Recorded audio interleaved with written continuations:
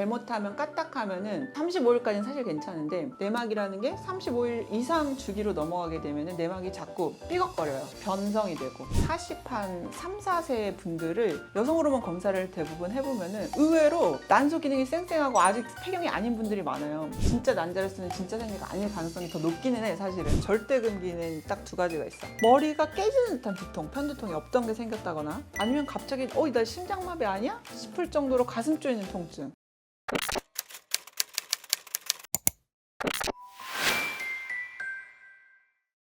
피임약을 이용해가지고 생리 예정일 2주 전에 오셔서 상담을 하는 게 제일 좋고요. 근데 내가 만약에 생리가 굉장히 불규칙하다 하신 분들은 그 몇 달 전부터 상담을 하시는 게 좋습니다.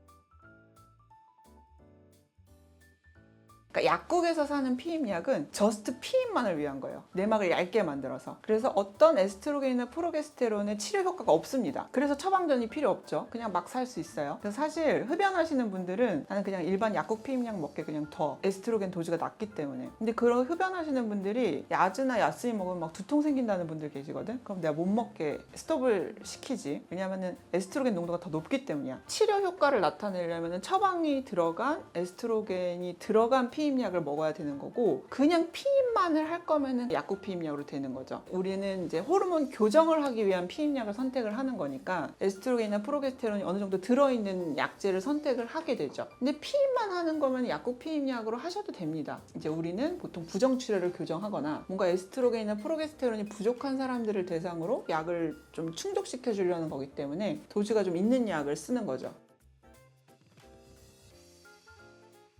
왜 28일 주기로 맞추느냐가, 원래 정상 생리는 28일에서 35일까지가 맞거든요. 그 피임약을 딱 끊고 나면은 자연 생리를 할 때 조금씩 늘어지기 시작해요. 잘못하면 까딱하면은 35일까지는 사실 괜찮은데 내막이라는 게 35일 이상 주기로 넘어가게 되면은 내막이 자꾸 삐걱거려요. 변성이 되고 40일이 익숙해지면 이제 60일 익숙해지고 90일 익숙해지고 이러면은 무월경이 길어지는 거거든요. 타이트하게 맞춰놓고 나중에 끊었을 때 조금 딜레이가 되더라도 35일 이내에 생리를 할 수 있게 좀 만들어주기 위해 28일로 좀 타이트하게 맞추는 편입니다.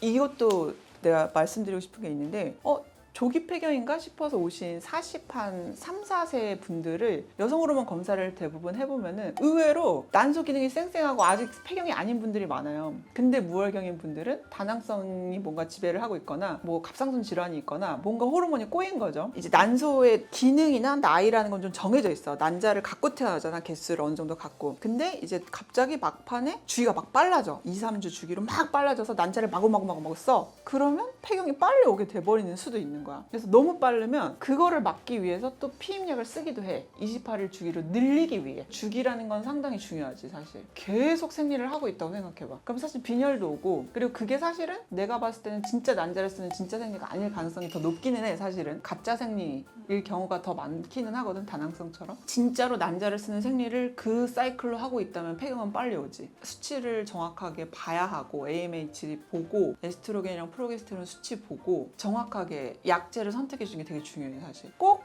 여성 호르몬 검사 플러스 난소 나이 검사가 반드시 필요합니다, 여러분. 그러니까 난소의 나이는 다 떨어졌는데 여성 호르몬이 살아있는 경우가 있고, 여성 호르몬 기능이 지금 죽어있는데 난소는 또 쌩쌩한 경우가 있거든요. 맞춰줘야 돼요, 두 개를.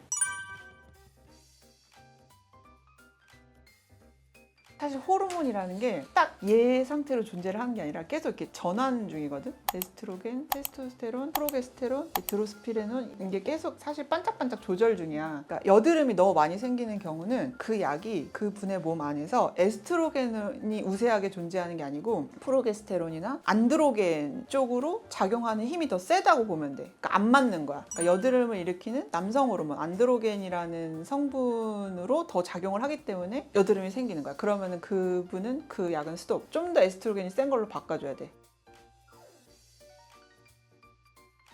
보통은 야즈가 여드름 치료제야. 그냥 일반적인 몸은 야즈를 먹으면 에스트로겐이 우세해. 그래서 안드로겐을 좀 잠재워줘. 그런데 가끔 특이 체질인 분들이 야즈를 먹고 여드름이 생기는 분들도 있지. 그러면은 그분들은 사실 특이 체질이야. 왜냐면 야즈는 여드름 치료제로 나온 약이거든, 처음에. 근데 그분들은 그냥 체질상 야즈가 몸에서 또 에스트로겐이 우세하게 작용하는 게 아니고 안드로겐이 우세하게 작용을 해버리는 거야. 그러면은 야즈를 끊고 바꿔줘야 돼. 계속 안드로겐이 쌓이면 또 다낭성 생기고 탈모 생기고 막 이래.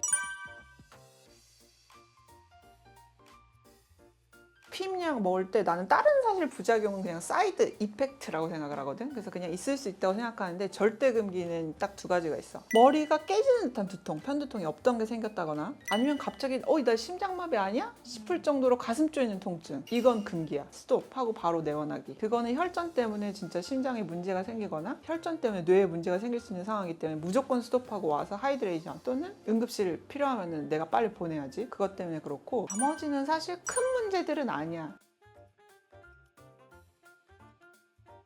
옛날에는 그게 그 조건이 있었다? 도주가 좀 센 약들 있을 때는 5년 먹으면 휴약해라, 10년 먹으면 휴약해라 이런 게 있었는데 야즈는 그냥 포레버 먹어도 돼. 그리고 딱 임신하려고 마음 먹기 전 한 달 전에 끊으면 가입력이 바로 돌아와. 그리고 14살부터 먹어도 돼. 그걸 안 건드려, HPO 엑시스를. 그래서 되게 좋은 약이야 사실. 그래서 내가 웬만하면 다낭성들 그냥 야즈로 잡고 싶어 하는 게 제일 순한 약이면서도 끊고서는 가입력이 바로 돌아오는 약이기 때문에 좋아하지. 근데 요새 피임약들은 야스민도 그렇고 한 달, 두 달 안에 다 돌아와. 이거 많이 묻는데 아침이 좋습니다. 보통 에스트로겐 우세한 야즈는 몸을 깨우는 효과가 있어요. 그래서 밤에 예민하신 분들 잘못 드시면 잠 못 자는 경우가 있어요. 야즈를 밤에 드시라는 경우는 뭐냐면 야즈만 드시면 너무 울렁거리신다는 분들은 그냥 드시고 바로 주무세요라는 의미로 밤에 드시라고 티칭을 하기도 해. 근데 사실은 그냥 인체공학적으로 봤을 때는 아침에 드시는 게 낫습니다.